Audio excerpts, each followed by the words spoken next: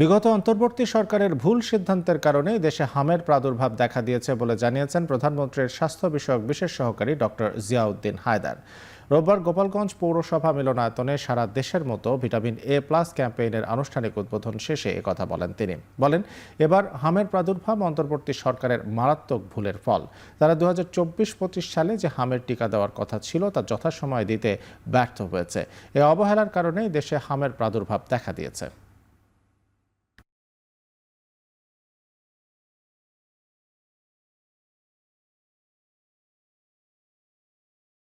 Vitamin A আমাদের শরীরের sell গঠনের একটা অত্যন্ত ইম্পর্টেন্ট উপাদান। ভিটামিন এ রোগ প্রতিরোধ ক্ষমতা বাড়ায়। ভিটামিন এ আমাদের চোখের স্বাস্থ্যকে ভালো করে, রাতকানা থেকে আমাদেরকে বাঁচায়। ভিটামিন এ রোগ প্রতিরোধ ক্ষমতা বাড়ায়।